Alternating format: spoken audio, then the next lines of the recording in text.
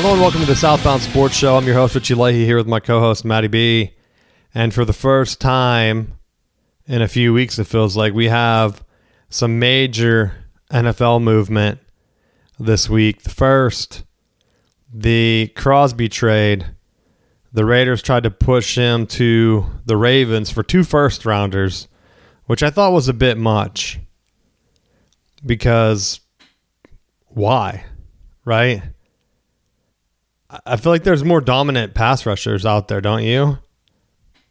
Possibly, but I mean, maybe they're looking at they're in a win right now type mode. They're not in a rebuilding scenario, so that might be the guy that's going to get the fastest results of dealing with the other AFC North quarterback. Well, I was arguing with someone today about the trade because I thought when TJ Watt was shopping around, the return the Steelers got weren't that good. Like, I thought they were looking in like second round, maybe like second and a fifth or something. And so for him to get 2 firsts is kind of outrageous to me because I think TJ Watt does more, and then I was called a homer. So I don't know. But I think the issue with TJ and maybe Crosby. Did Crosby miss any significant time? Doesn't he have a major knee injury? I mean, clearly he has some kind of injury, but like as far as like missing games and stuff like that, like I don't think that was an issue. Where like TJ Watt may be on paper healthy, but he's always missed multiple games every year. Where it's like he's good when he's healthy, but you also have to factor in he's going to miss 4 or 5 games a year. Yeah, so he was shut down the last 2 games because of the meniscus injury. And he had surgery in January. But I don't know if he's really missed any other time. And that's one that the meniscus... Well, they shut him. I mean, the meniscus injury was there, but like if they were legitimately contending in the playoff, would they have shut him down at that point? No, because he injured it mid-October. But that's the injury I had. They were like dead last and locking up that first round pick, and they're like, well, might as well just work on next year. Mail that in. See, that's the injury I had, and it depends on what you had because they told me mine was torn. And then when I went in, they were like, oh, no, it actually just had a bunch of like scar tissue on it or whatever. So they ended up scoping it. And that's why I always say, like, dude, I regret even getting it done. But you don't know what they're telling you. If he's playing on it, because it's just the padding in your knee, right? So if it's torn and it's wore down, basically you'll get like long-term injuries if you don't get it taken care of. I don't know if it grows back, right? So if it does, there's very little blood flow. If you have deer antler spray. Well, I saw like I don't know if it's a digital recreation or what of like an Achilles injury because Tatum came back and they like showed how they put screws in like the heel of your foot and like the wire goes through until it can actually grow back together. That's why it takes so long. And so I would think this is similar, right? If they don't have to do like whatever they need to do to screw it together, then I think you would be fine. But, I mean, if they needed to, like, clean it out because he had so much scar tissue, who knows? Because, I played after mine, right? Even after the surgery. I just had a brace so that it didn't push more. Like, well, I don't forget. I think mine was on the inside, maybe, on my knee. But I think he could probably have played, and I don't think that's a major injury that's going to slow him down. Because you have guys like the Achilles is pretty much the worst now. ACL used to pretty much be you were done, but they've made so much progress. That was like 20 years ago. Now, anyone comes back from like an ACL. I'm surprised that, who was it that had one that they were talking about coming back like a year later, and I'm like, oh, that's kind of surprised by that. I think it was Michigan's player, Kaysen, our basketball player, got injured, and they didn't do the surgery right away, which I thought was odd. They're like waiting till April, and so I was always under the assumption you want the surgery done as soon as possible if it's like a full tear. Maybe it's not. I don't know, right? A college kid, they're not going to give you the full thing. But even when Mahomes got injured, you do the surgery right away, and then that way you don't have to rush the rehab. But it all depends on how bad it is. They don't really say. They're not going to say like, oh, man, his knee's torn up bad. And the Ravens are still trying to trade for him, you know? But well, fine. We'll just go. We'll only give you one first sample. Well, like I said, if it was like torn or like they had to take pieces of it away, and then they did like an MRI as part of his thing, because that trade was announced like last week, right? Yeah. So they didn't have any movement on that recently. Like it took a while for that diagnosis or whatever happened for it to come back for that trade to fall through. So I don't know what other moves are out there, because like in terms of other pass rushers, like Rashawn Gary moved from the Packers to the Cowboys, and that was after, I mean, it basically like a long-term swap, right? Because the Cowboys lost pass rushers whenever they gave up Parsons to the Packers. Now they get Rashawn Gary in return. That's like the player to be named later. And Parsons had that injury. I'd be more afraid of him, right? Yeah. So I was kind of shocked that they let Rashawn Gary go, because he's been solid and he's really been coming on lately. And so you had a great 1-2 punch, and there he goes. Hopefully they have someone back up ready to go, or a plan in the draft. The other major moves, Kenneth Walker going to the Chiefs, which just won the Super Bowl MVP. Walker did. Going to a team known for winning Super Bowls with Mahomes. Kelsey said he's coming back. I don't know if he has a deal yet. Allowed. He's allowed? Yeah, he's allowed. Well, if he didn't come back, they'd have to break up, right? The NFL, they'd be really unhappy. Well, Taylor Swift gets free promotion from them every Sunday or whenever he's on. Do you think if he wasn't famous and he just retired, that she wouldn't break up with him? Maybe she'll just start a podcast with Kelsey's wife. Well, I'm thinking that who's it, Gronkowski they brought right away? They could just bring Kelsey on TV right away, and then it would be the same thing. They'd be like, here's Mr. Swift giving you, or the hyphenated, Kelsey Swift, right? And he just starts talking about it. He has pictures on his desk of Taylor Swift. Like no one else, they're at the big table and no one has any pictures or anything. He just has a bunch of Taylor Swift memorabilia around him. That way people will remember, right? In case you're wondering. Yeah, and then they would still show her at the Chiefs games with Mahomes' wife in the box, like celebrating. And he'd be there. He could be the on-field reporter. Because honestly, what if he just got into coaching? They could just give him there's how many bad coaches out there? They could just give him one. They recycle coaches all the time that are horrible. They're like, Travis, we got a thing going. You have to coach. You can just be the shadow coach. You can be holding the Waffle House menu like Andy Reid used to do. Kicking over the pylon, the end zone. Punching players like Woody Hayes. Getting shut like down. Urban Meyer. Yeah, Urban Meyer, kicker. Show them what it's like. But yeah, they could find creative ways, I think, to work out a deal. The question is, if he retires, she breaks up with him, does she date another football player? Stephon Diggs. Oh yeah, didn't they cut him too? The Patriots? I don't know if they cut him or what. Yeah. But that's one guy that you thought that he would have been a good player, and then off the field stuff, not worth it. Not good enough. He's not like Antonio Brown level. And even his off the field stuff was worse than Antonio Brown, except for the gun thing he was doing. I don't know whatever happened to that. I see him like posting videos of him at like track meets for his kids, So at least he's hanging around, being a good dad in between posting online.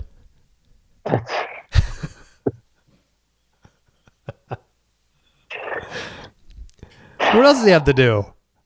Right? Fair enough. So it's not like Roethlisberger's going to come back, hang out with them. They could do a podcast, him and Roethlisberger. We can get Le'Veon Bell, too. Le'Veon Bell, did you see that fight he was supposed to do? Garbage. He was ready. He was ready. I think that, who was it, Logan Paul? It was the non-boxing brother. Because Jake Paul's the one that fought Mike Tyson. Yeah. So he's in WWE, and he said the WWE told him in his contract that he's not allowed to box anymore. But that wasn't true because someone posted that he was on a WWE contract last time he boxed. So. Well, maybe he just forgot last time. Like, oh, wait. Well, he tried to do it fast. Like, did he need money? He needed a payday? Because he was just putting $1 million up. But you know that that's just the prize money. So all he has to do is talk to someone to pay $2 million for the fight. Right? Like, Netflix would probably pay more than that. They made so much on Jake Paul fighting Tyson and whatever other fights he had. What was the last one? He got his jaw broke. So Le'Veon Bell had been boxing. I don't know. Like, I don't follow. Hey, didn't he box like Adrian Peterson or something? I think. I don't follow old celebrity boxings or whatever, even if they are celebrities. Because a lot of these guys, like, they leave football, and I would imagine that a lot of like normal people, the common man, they just forget that they existed. And so you're like, what, 10 years removed? How many years has he not played? 5, 6? Yeah.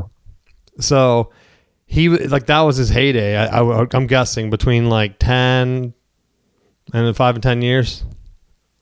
And now he's coming back ready to box. And Logan Paul, I don't know what he does, right? Like, to have fans, honestly. So for him to have like this, whatever he's doing, because I always thought his brother was the popular one, and he's kind of just like the other guy. But maybe I'm wrong. I don't know. I never watched their YouTube stuff, which I guess is what took him off. But we'll see. He could have fought. There was another guy too. He was like going to have another guy battle him. I forget who the other player was. It was like a lineman. And I thought that's like a dangerous combo. Right. You don't want a guy that's used to fighting with his hands, even if he's not like a boxer that's bigger than you. Like, used to fighting 300-pound guys, fighting you. It's not a 300-pound guy. Le'Veon Bell is smaller. Yeah, he might be quicker. Right. But you're hoping that, like, through your training, you could, like, take him. Like Ivan Drago took down Apollo Creed. Right, he comes in, he's all hot, he's flashy, and then all you have to do is land a couple of knockout blows, and you can win. Right, that's why I think he's looking for guys past their prime. But Le'Veon Bell's not that old, I don't think. I think he's only 30-something. Where Jake Paul went the other way, he's like fighting 70-year-old dudes. Like geriatrics. He's like, I know they can't take it. But I don't know. What other moves do we have out there? Any of the ones that caught your eye that I missed? Did the Ravens center get signed by the Raiders? I don't know. Linderbaum. Let's see. Yeah, looks like he did. I don't know if he signed it yet. Because I know the offer was out for like a massive contract. That was like, I think that also moves the needle for the Raiders, that they're trying to upgrade the offensive line, which would, to me, indicate Mendoza is probably going to be the number one pick. Yeah, are trades allowed to even go through yet? I'm looking at the NFL transaction thing, and they don't have any posted. So I wonder if some of them, if that's why we're hearing about them not going through, like it might have just been the preliminary dead period over. Let's start to make some deals. I don't know what the date is because we have to be close to it. Yeah. I'm going to look it up. But that's tomorrow. Well, I guess whenever this will be live. So this is going to be March 11th at 4 p.m. So some of these trades that we were talking about, hopefully they don't fall through, right? But that's the major thing that they're looking at right now. Period's open. People are moving. That's why we haven't seen that they've been finalized 100% yet. Well, at least from the trade ones. I don't know when they can sign. I think it was last week, right? Yeah. I'm going to look that up too. And that was one of those like. Oh, and I guess it's the same time. I guess it's tomorrow. When you have an elite player like that at center, it would definitely be an upgrade. Like, what are you doing, Steelers? Spend some of that money, upgrade your line, keep the quarterback upright, and let's go. Yeah, that's going to be the one thing that's going to be kind of hard now. Because right now, teams are trying to figure out what moves they can make. And then you also have, I don't know, some of the movements I feel like are just being made based on what they hope a player. Because I saw Devin Bush. I know he had that injury. Like, he got a mega deal, which is kind of surprising to me because I thought that I always thought he was a great player at Michigan, right? But I don't know if he deserved a mega deal based on his production in the NFL. He was with the Browns. So, I don't know. That's just my thought on it, though. Yeah. But what move would you like the Steelers to take? I think they just need to continue to boost their offensive line. I wasn't fully sold on bringing Rodgers back, but I don't know if the other options that they have are any better. I mean, depending on what we're going to get from Will Howard, I think that's the big thing of what is he panning out to be, or what kind of offseason is he having. He had the injury that they had to shut him down for, but it's like at the same time you want to, like, quarterback isn't a position that you can just throw anyone out there. Well, that's what I was looking at. I know I've been getting messages from people that listen to the show, and they wanted you to know that Jameis is out there. I'd be down. I know. I said that'd be your ideal candidate right now. If they can bring him in, you would be 100% on board, right? Oh my God, yeah. Like that's been the prototypical player that has worked the Steelers system. And coming off the Giants, like where he's been helping mentor Dart, like I think he would be in a good spot to come in and just fire the ball downfield. Do exactly what he's been successful with. And they have the downfield targets to make that happen.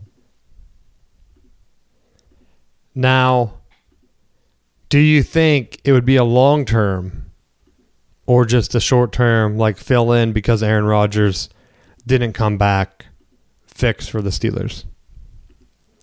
I mean, I would rather sign him to a longer-term deal than to play this nickel and dime game that you're going to do with Aaron Rodgers.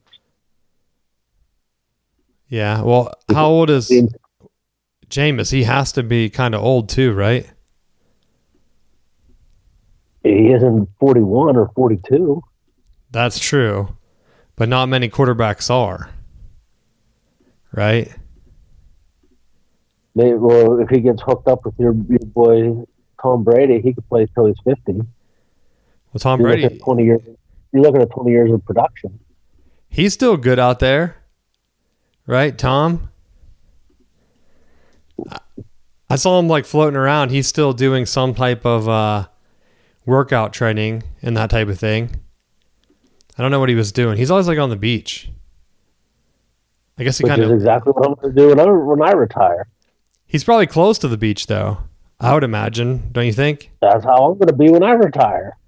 I, too, will be at the beach when I retire. Playing football, though? Yeah. I believe it's a shame that there's no film footage. But I know for certain when we went to Virginia Beach many moons ago, we dominated everybody. Yeah, you're going to bring that back? I don't see why. What's more fun than doing it when you're, 14? Doing it when you're in your 50s. Same thing. Hey, I did see the guy that ran and won the LA Marathon. He's like 45. There you go. I think. I don't know for sure. Did you see that video? It was like, I think he was like an American guy. He ran down the guy from Kenya at the end. Yeah. So that's a killer move. Real American playing. So you could do it. You're not 45 yet. You have time to get into football shape and just go to challenge fools down at the beach. Line him up. They're like, there's that homeless guy. Doesn't he live under the bridge over there? Hot route. Why's he eating out of the trash? Because that's where the good snacks are. He doesn't even have a football. He's just pretending out there. So that, I don't know. I just think that if Aaron Rodgers comes back, you look at it in terms of a Super Bowl. Highly improbable. Even last year, I thought like the ceiling was 8 wins. What did they even end up getting? I don't remember. But they get to the playoffs, right? Lose. And then they bring in Jameis. Has he ever won a playoff game? Or even played in the playoffs? Had to. With the Bucs? The other thing is, what you could do is work with Tampa, get Mike Evans, and then you have Mike Evans and DK Metcalf. He can't miss. Just throw the ball up to him. Evans is gone, dude. He's with the Niners. Well, Pittsburgh was rumored to be trading with all those people. We can make a trade. Well, like I said, they doesn't look like things open up until tomorrow. So I don't know when they were allowed to start talking without tampering, right? But we can kind of see if there are some other deals that fall through. Because that's going to be the number one thing. I'm looking to see if Jameis has any playoff stats. I thought that he was going to look to try to stick with the Giants, though, unless they're forcing them out. I don't know. That's what people are sending me directly. Jameis talk for you. Because I thought for certain he was going to stick around because he's kind of in that Charlie Batch type mold right now where he could come in, there's not a lot of pressure, but he can back up, dart, still have a chance to come in like when he gets injured from running around too much. And he's already in New York, so if he starts to do like TV shows like Michael Strahan, he's already there. Yeah. Now, what about Tua? Available? I thought he was rumored to go to Atlanta. Yeah. 2 lefty quarterbacks battling it out. Classic. Him and Penix. Because where did Kirk Cousins go? Nowhere?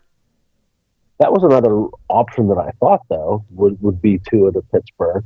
Like, he has all the concussion stuff, but if you're not, the way Pittsburgh has built offenses around statue quarterbacks, Mason Rudolph, Aaron Rodgers, you'd say, hey, just stand back there and sling it. But here's the last 25 years of film of quarterbacks just standing back there getting CTE. Well, that's why Tua moves around a little bit more, right? That's why he's always getting hurt. He's like getting pulled down. Because Kyler Murray, he got cut too, didn't he? Here's another option. Don't run. And just stand there and throw the ball instead. So Kyler Murray cut. I don't know about Kirk Cousins. I wouldn't mind Kyler Murray. I think there are more options out there than what people think. I actually really like. I really liked Kyler Murray. He's short though. He is short, but he can run. He's athletic. Like I like athletes. And when you look at the rest of the AFC North, there have been athletic people moving in and being competitive in the league. Yeah, because the other one, like the Dolphins signed Malik Willis. Honestly, I haven't seen a lot from him. Right? Yeah. To make it worth it. I know when Jordan Love went down, it wasn't like Willis was lighting it up. So I think that might end up being a bust. So what? Daniel Jones. Daniel Jones got the transition tag too. I don't know if the Steelers could outbid for them. I don't know if that'd be a good pick though. And then Jameis comes up in every search, dude. Because he is entertaining as hell. Kenny Pickett? I thought I saw he might be picked up somewhere, though. Bring him back? Yeah, he was. I think he has an offer for somewhere. Yeah, it was in the NFC. Carolina. That's right. Yeah, because some of these other ones, like Mariota, Flacco, Garoppolo, Russell Wilson, Zach Wilson, you can bring in the Wilson boys. Fresh out of New York. No, thank you. Yeah, there are some of these, man. Easton Stick, I wouldn't even have known where he was on a roster. Tommy DeVito, that could be a Pittsburgh guy. Trubisky's also available right now. And this is just based on... We ran that experiment. You could bring the entire crew back. Trubisky, Kenny Pickett. Gardner Minshew is supposed to be available too. Trey Lance. Harbaugh brought in Lance, and he had talked about him being the guy maybe long-term if Herbert didn't work out. But I'm guessing Harbaugh couldn't get through to Lance, right? Well, I guess not. So we'll see. Any other NFL news or moves you want to talk about? I don't think there were any other ones that were glaring. And yeah, I don't see any either. I probably forgot some, but we can bring them up next week. The one thing that I wanted to talk about college-wise, I don't know if you saw it, but it looks like they just paid. Utah Valley was being held ransom because they were trying to leave to join the Big West Conference as part of like the transition. And so the WAC told them that they needed to pay their buyout or whatever, the exit fee, before the basketball tournament, or they weren't going to let them play. And they're the one seed, I think, in the men's. So, like, they wouldn't get the NCAA bid, of course, and they would just be out there. So they told them they had by Friday or by today, maybe, or whatever. Otherwise, they were doing the brackets without them and saying that they were not in good. They were going to mark them down as not in good standing as the reason why. Just so that they would have one of their own teams make the NCAA tournament, which is crazy. Because who knows? But even with all of these moves around the country, I don't know if a lot of people even realize what the conferences are going to be. I still think that it's going to take a while. I know Trump came down and he was trying to get people to work on something. He might sign an executive order. I don't think he did anything yet, but I'm hoping that he doesn't, because I think he's only going to make the entire thing worse. I don't know if you've heard, because you don't probably have an insight, like you probably don't follow like the Big Ten or the SEC as much. But I know from the Big Ten and SEC, there were talks that if the executive order that's been rumored out there, where he's like trying to put caps and stuff on things, that there are teams that are ready to vote right now to leave the NCAA. Probably Texas, right? I don't know what other teams would be out there out of those two big conferences. Someone also told me that they think were teams out west, like the Oregons and the USCs right now, because they left their conference, the Pac-12. And Oregon's like situation right now, they're only getting partial payouts.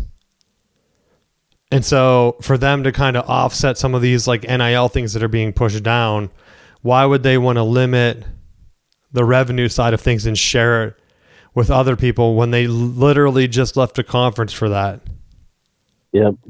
So I don't know what they can do, but I will say that if these people, because I see a lot of fans of the smaller schools telling the big ones just to go do your semi-pro and we'll still have like an NCAA tournament. No, you won't, dude. They already have that. It's called the NIT. No one watches it. Like, no one watches the NIT.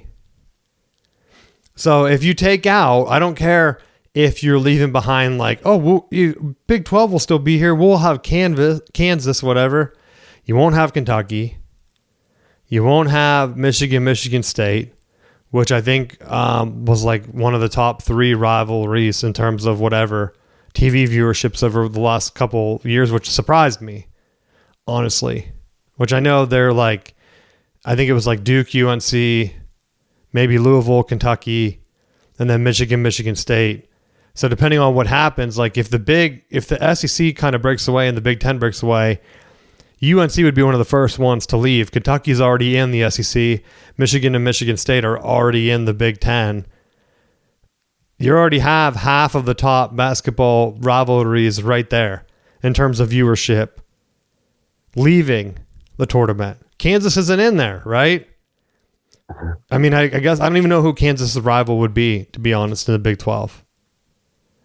I know they're good at basketball, but they don't have a rival to me that I can bring up in my head.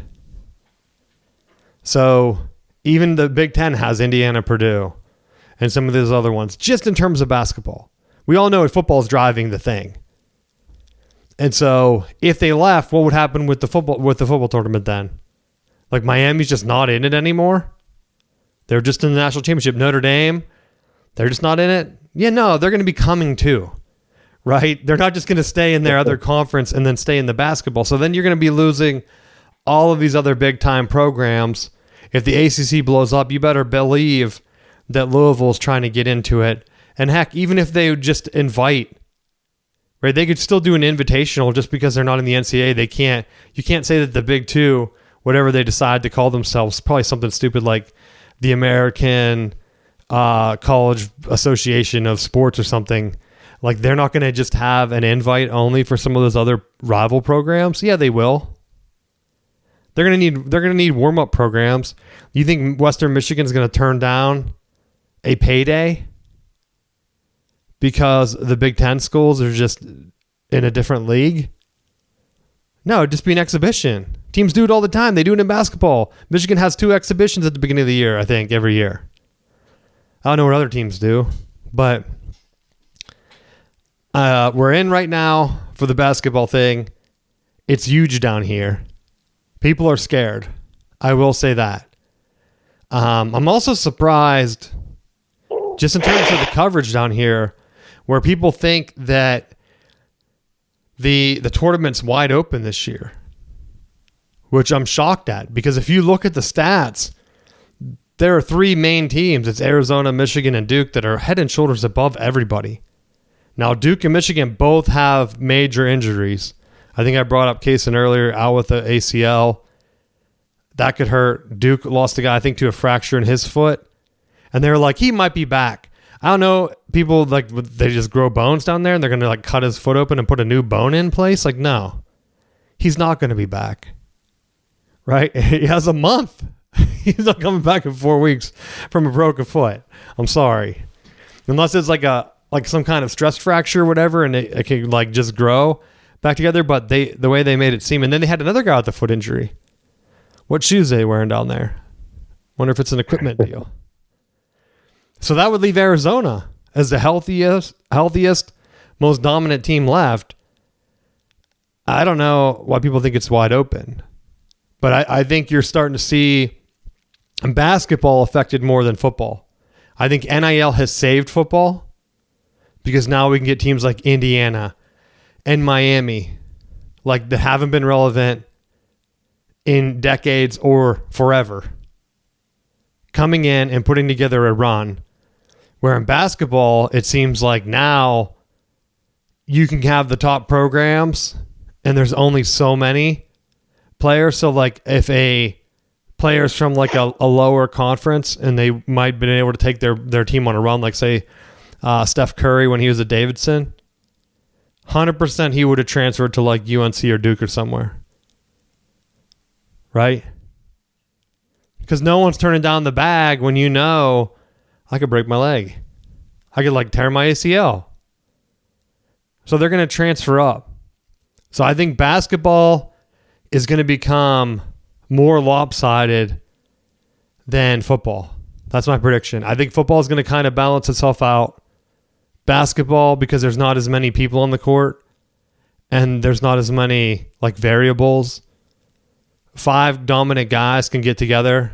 Even if you take the 5 best dudes, like think of what Indiana did, taking all the best JMU players and mixing them with some top athletes from other colleges, whatever. Mendoza was like at Cal or something, right? You're picking some of the best. That's harder to do because you have to fill in 22 guys, just your starters. In basketball, you can just pick 5 dudes that are good at any team, and then as long as you're coaching them up, you can have a dominant team. But they're like they have to kind of buy in. It's like when the Fab Five was in Michigan, you bring in like 5 of the top recruits. Never had been done at that point, and you're putting them out there as freshmen. Now they're not even freshmen; they're like 25, and they're like, "Yeah, I was at Central Michigan here for 4 years. Now I'm coming in. I can transfer to whatever school, and I'm ready to go." And yet they want to expand the basketball tournament, but they don't want to expand football. That's fans right now. But that's something to keep an eye on. That's the last thing I had to talk about. Is there anything you want to talk about this week, Matt? I was thinking with basketball, we've mentioned this in hockey about just getting a big sumo wrestler and using him as a goalie. Maybe we're looking at basketball the wrong way too. Like you could run a 2-3 or 2-1-2 and just have a gigantic sumo wrestler. Like you're not gonna run them down. A lot of these basketball players are like 200 or less pounds. They're gonna come trying to slam into a sumo wrestler, take a charge. Well, I've been getting fed highlights because I made the mistake with Tatum coming back. I'm like, I'll check out some Celtics. Now I've been getting like these NBA ads, and it reminds me like of Michigan has that Mara. He's like over 7 foot tall, and when they won the Big Ten the other day, he cut down the net without a ladder. Like he just stood there and cut the net down. And the NBA has like that Wembley guy or whatever that's super tall, and so I got a highlight reel of him dunking, which is like me playing on a little Tykes hoop.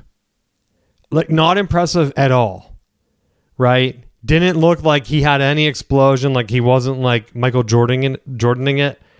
He's just out there being tall. And so I thought, well, I'm supposed to be impressed by this? Like raise the hoop. Raise the hoop. If the dude is 7 foot tall, put it at 11 feet, 12 feet. Let's see if he can dunk then. Because I guarantee he's not getting up, right? I'm not knocking Michigan's player or whatever this other guy is, but when you see a guy that's just like lumbering down the court, like, oh, I never seen a big guy move like that. Yeah, it looks like a teenager playing on like a little Tykes hoop with a bunch of little kids out there. It's sad. That's the one thing that players keep getting taller, right? Football players get bigger, faster. They don't really need to change the field for them, right? They haven't reached that point yet. But basketball players keep getting taller. They need to raise the hoop. I talked about it for women's like basketball. They need to lower it. Women can't dunk on that. You have like one or two, like a handful of people that ever dunk in a game. Lower it by a foot. I don't know what the stats are. I think we had them like a way back years ago where I brought in like the average height stats for women versus men. Lower. What's the shame in that? And for the men, just heighten it. They're talking about, well, we're not seeing like a lot of people dunking anymore. No, because you have these giants down there that can just knock the ball out of your hand. They can dunk like standing on the ground, bro. It's ridiculous. I think they said like there's a couple dunks this year where dudes are not even getting their feet off the ground. How is that athletic? If you give me a hoop where I can dunk without getting my feet off the ground, I'm putting on a show, right? I don't care, like especially if there's like a thing where you're tall, you're the tallest in the league.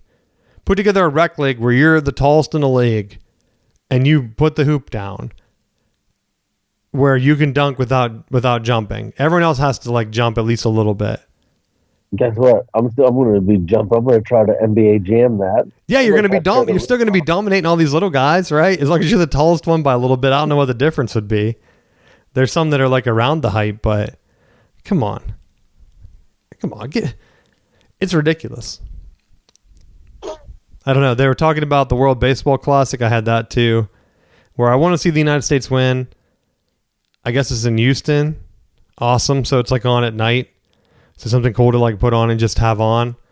I don't really know the schedule. I hate the ESPN thing where they're like, we don't really have the rights, so we're not going to talk about this at all. We're going to have it like buried under whatever. It's on Fox Sports 1 tonight. We're losing to Italy. United States is. The Bats usually have woken up, but last night they didn't. And they almost came back. Like any other year, I feel like that would be the lead story. Instead, America, just pitch past games. Just do what the Pirates do. Well, he pitched yesterday. I'm pretty sure. Pitch again. They didn't pitch him very long because once he came out, then Mexico started going. Got like 3 runs, I think. But like here, you have Crosby on, then you have a random Heat Wizards game. Wizards are 16-47. I know ESPN's showing this game for whatever reason. Wizards are awful. Why are you promoting this over the World Baseball Classic? That's my fear, right?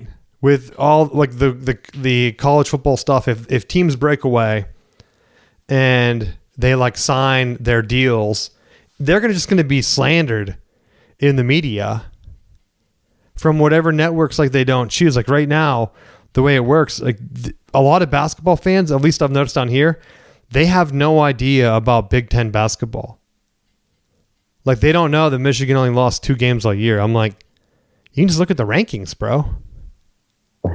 Like there's only 2 teams. Because I saw someone down here told me like, hey, I think the 1 seeds are going to be, what did he say? It's going to be Duke, Arizona, UConn, and Florida. And I was like, dude, Michigan has 2 losses. Like they could lose in the first round of the Big Ten tournament and it's going to be whatever. Like they're already 4 games ahead of Florida. I really don't see Florida jumping them for whatever. Like, well, what's the point? Like other than you're just listening to ESPN parrot a bunch of stuff to you. Like Florida has 6 losses. UConn has 4. I would assume they're going to be the 4th number 1, depending on what happens. Houston has 5 losses. Virginia has 4, surprisingly, but they're way lower for whatever reason. I don't know. Maybe they didn't have a good non-conference. But you can't just say, like, I only listen to ESPN. Yeah, they don't talk about the Big Ten, so we just ignore it and pretend it, like it's not there. And that's what's happening down here in the heart of the ACC country. So maybe the Big Ten should just try to add 1 team down here, Duke or North Carolina, and just see what would happen. If the Big Ten added Duke this year, already. Big Ten already has like 3 or 4 top 10 teams. If we add Duke, it'd be game over. Best basketball conference by far. UNC is also ranked. So if you'd add both of them, like it would be insane. But that's my last thing. I know I'm getting off topic and going a little bit longer. But anything else you want to talk about? No, that's it. All right. Well, thanks for listening, and we will see you next week.